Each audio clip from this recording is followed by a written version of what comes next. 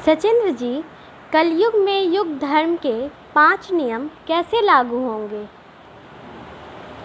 सृष्टि सुलभ जी, कलयुग में सामाजिक संरचना के 5 मूल नियमों सामाजिक श्रम के नियम, सामाजिक विवाह संबंध के नियम, सामाजिक विचार के नियम, सामाजिक अनुशासन के नियम और सामाजिक व्यक्ति के मानवाधिकार के नियम से कलयुग का युग धर्म किस प्रकार नवनिर्मित होना है, आज हम इसे देखेंगे।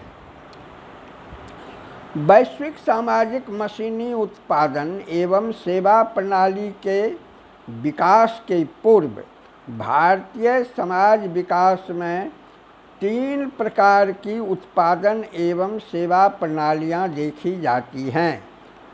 प्रथम, वर्ण उत्पादन एवं सेवा प्रणाली, 4 facultized social labour based production and service system. द्वितीय, सामाजिक मानव मशीनी उत्पादन एवं सेवा प्रणाली, social man machine production and service system. इसे हम प्रतिष्ठात्मक जन्मना जातीय उत्पादन एवं सेवा प्रणाली कहते हैं।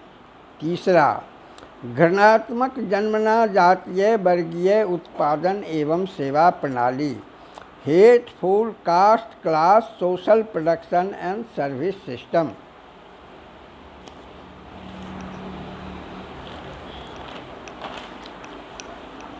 ये तीनों उत्पादन एवं सेवा प्रणालियां गुलाम सामाजिक श्रम सोशल स्लेव लेबर से मुक्त हैं। भारतीय समाज में गुलाम श्रम तब आता है जब अंग्रेजी राज के नियामक और संचालक प्राचीनतम समाजवादी आधारशिला को निर्विकल्प ध्वस्त कर इसके आधार पर 2 वर्गीय समाज बनाने का प्रयास करते हैं। आरक्षण का संवैधानिक नियम इसी का फल है। मनुस्मृति घृणात्मक सामाजिक आर्थिक प्रबंधन हेटफुल सोशियो इकोनॉमिक मैनेजमेंट का मार्ग बनाकर भारतीय समाज में गुलाम श्रम के प्रवेश को रोक देती है। इस प्रबंधन का व्यावहारिक रूप होता है चाम घृणित, चाम का रोजगारधारी घृणित लेकिन चर्म उत्पाद समाज में प्रतिष्ठित। दूसरा, डोम रोजगार, बांस का सामान बनाने वाला डोम रोजगार घृणित, डोम घृणित लेकिन सूप, डगरा, दौड़ा आदि में प्रसाद लेकर भगवान भास्कर को अर्घ्य देना प्रतिष्ठात्मक है। विवाह कर्म में डाला दौड़ा का उपयोग समान रूप से प्रतिष्ठित है। अंग्रेज भारतीय प्रशासक इन रोजगारों को मशीनी उत्पाद भारतीय बाजार में लाकर निर्विकल्प ध्वस्त करने का भरपूर प्रयास करते हैं, लेकिन इसमें वे असफल रहते हैं।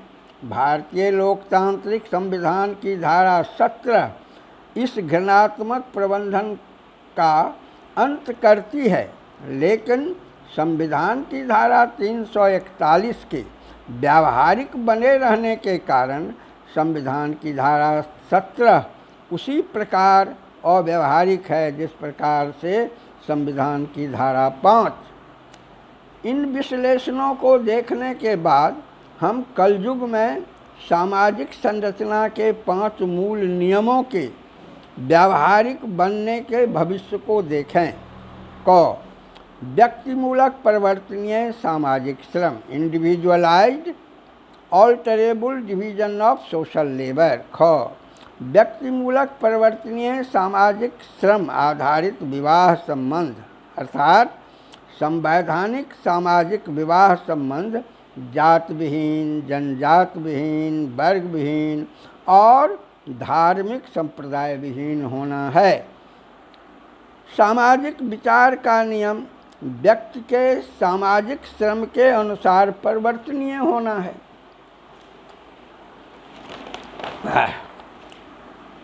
संसद में कोई कम्युनिस्ट होगा, कोई कांग्रेस होगा, कोई अंधराष्ट्रवादी होगा, कोई विश्ववादी होगा, तो इस तरह से विभिन्न मत वाले जा कर के नियम बनाएंगे संसद में और ये नियम समाज में लागू होगा।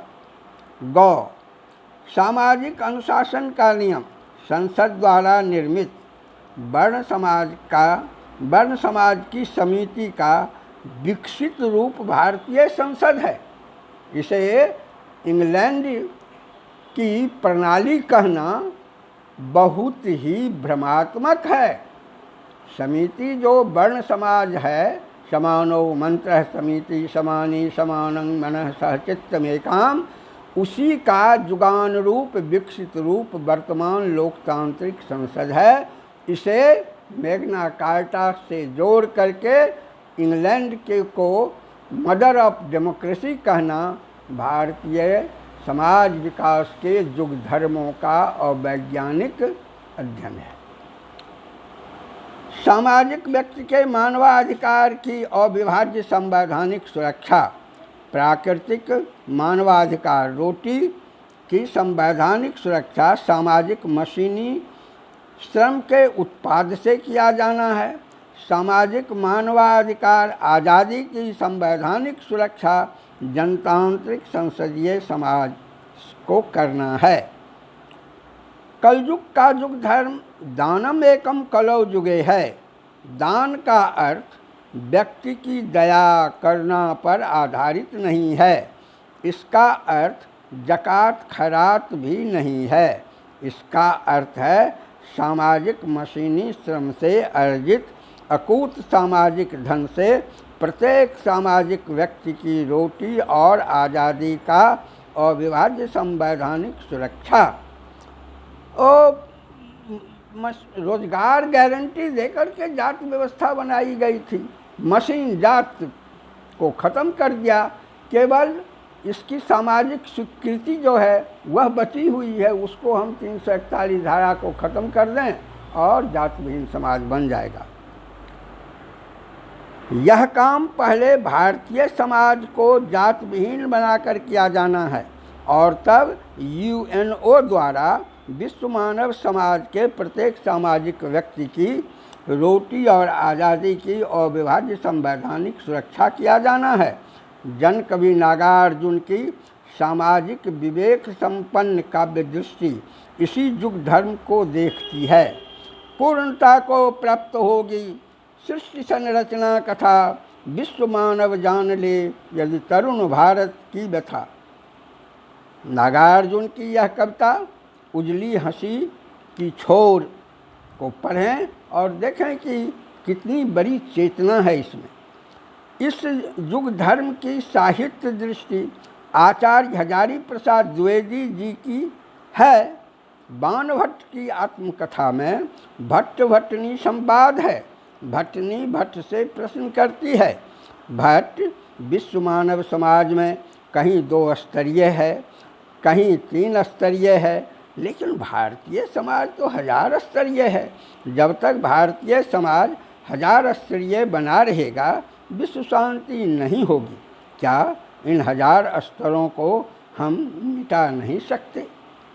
गुरुदेव रविन्द्रनाथ ठाकुर की लोकतांत्रिक काव्य दृष्टि इसी भविष्य को देखती है।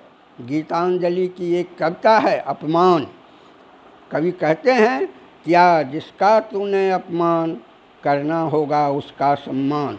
इस तरह कलयुग का युग धर्म विश्व मानव समाज को देवत्व के सोपान पर चढ़ाने वाला है। इसे बहुत ही घृणित रूप से महापापी युग कहा गया है। इस भ्रम को मिटा करके ही हम नया समाज बना सकते हैं।